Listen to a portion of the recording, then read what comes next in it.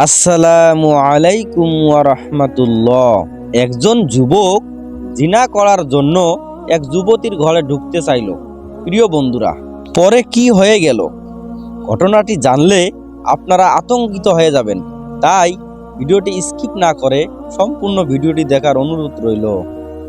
হযরত উমর রাদিয়াল্লাহু তাআলা আনহু এর জামানায় এক যুবক মসজিদে বসে ইবাদত করত এবং বেশি বেশি হযরত উমর রাদিয়াল্লাহু তাআলা আনহু এর দরবারে যাতায়াত করত। এক পরমা সুন্দরী মহিলা তাকে নিজের প্রতি আকৃষ্ট করার জন্য ফুসলাতে থাকে। এক পর্যায়ে যুবকটিকে আকৃষ্ট করে ফেলে এবং শেষ পর্যন্ত একদিন রাত্রিবেলা যুবকটি মহিলার বাড়িতে এসে পড়ে। মহিলা প্রথমে নিজে ঘরের মধ্যে প্রবেশ করে এবং যুবকটিকেও ঘরে প্রবেশ করতে বলে। যুবকটি ঘরে প্রবেশ করার সময় যখন সে এক পা ঘরের মধ্যে প্রবেশ করিয়ে দিয়েছে এবং এক পা দরজার বাইরে রয়েছে, এমন সময় সাথে সাথে তার এই আয়াতটি মনে পড়ে যায়। আল্লাহ তাআলা বলেছেন, যারা মুক্তাদি আল্লাহ তাআলাকে ভয় করে, শয়তান যখন তাদেরকে কুমন্ত্রণা দিয়ে খারাপ কাজে নিমগ্ন করে, সাথে সাথে তারা আত্মসচেতন হয়ে আল্লাহ তাআলাকে স্মরণ করে এবং তাদের জ্ঞান চক্ষু খুলে যায়। সূরা আরাফ 201 নম্বর আয়াত। তৎক্ষণাৎ সে অজ্ঞান হয়ে মাটিতে পড়ে যায়। বহুক্ষণ পর্যন্ত তার জ্ঞান ফিরে না আসার কারণে মহিলাটি মনে করল যে যুবকটি বোধ হয় মারা গেছে। মহিলাটি চিন্তা করল, ভোর হলে তার লাশটি কেউ দেখে ফেললে আসল ব্যাপারটা হয়তো সকলে জেনে যাবে। তাই তার দাসী এবং নিজে মিলে দুজনে ঘাড়ে করে যুবকের বাড়ির দরজায় রেখে আসলো।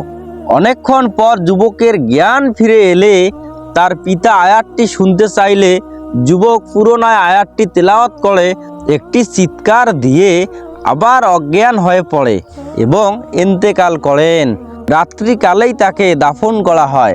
সকালবেলায় হযরত উমর রাদিয়াল্লাহু তাআলা আনহু তার খোঁজ খবর নেওয়ার জন্য তার বাড়িতে উপস্থিত হন এবং তার পিতার নিকট সকল ঘটনা জানতে পেরে তিনি সমবেদনা প্রকাশ করেন।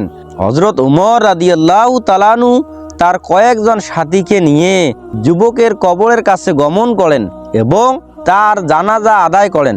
তারপর তিনি তাকে সম্বোধন করে বলেন, হে যুবক, যে ব্যক্তি আল্লাহ তাআলাকে ভয় করলো তার জন্য পুরস্কার রয়েছে 2টি জান্নাত। সুবহানাল্লাহ। সূরা আর রহমান 46 নম্বর আয়াত, 27 নম্বর পারা। হযরত উমর রাদিয়াল্লাহু তাআলা আনহু এর মুখে এই আয়াতটি শুনে যুবকটি কবরের মধ্য থেকে উত্তর দিল, আল্লাহ তাআলা আমাকে 2টি জান্নাত দান করেছেন। সুবহানাল্লাহ। প্রিয় ভাই ও বোন, এই ঘটনা দ্বারা কি বোঝা গেল? এই ঘটনা অল্প কথায় তথা এক কথায় বোঝা গেল যে গায়েব সত্য। কোরআন হাদিসের বিরুদ্ধে যত মতবাদ আর যে যা কিছু বলছে তা সব ভ্রান্ত, সব মিথ্যা, সব কাল্পনিক, সব মানুষের মন গড়া। তার একটাও বিশ্বাস করা যাবে না। সকলকে কোরআন হাদিস অনুযায়ী জীবন গড়তে হবে, যার পুরস্কার হলো জান্নাত বা বেহেশত। ওই জান্নাত বা বেহেশত হলে এমন জীবন যৌবন, আরাম, আয়েশ, ভোগ বিলাস, শান্তি, সুখ, সফলতার জায়গা যা কোনোদিন চক্ষু দর্শন করেনি, যার বর্ণনা কোনোদিন কোনো কর্ণ শ্রবণ করেনি এবং কখনো কোনো দিন কোনো অন্তর কল্পনা করেনি। পক্ষান্তরে যারা কোরআন হাদিস বিশ্বাস করবে না, বিন্দু মাত্র সন্দেহ করবে এবং কোরআন হাদিস অনুযায়ী জীবন গঠন করবে না, তাদের আর কোনো উপায় নাই। জাহান্নাম তথা দোজখ হবে তাদের চিরস্থায়ী ঠিকানা, যা আগুন আর সাপ বিচ্ছুতে পরিপূর্ণ আর হাজারো রকমের শাস্তির কষ্ট।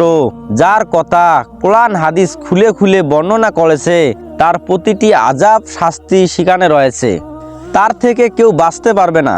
ফলে সকলকে তওবা ইস্তেগফার করে বাঁচার রাস্তাও ধরতে হবে তথা কোরআন হাদিসের রাস্তা ধরতে হবে।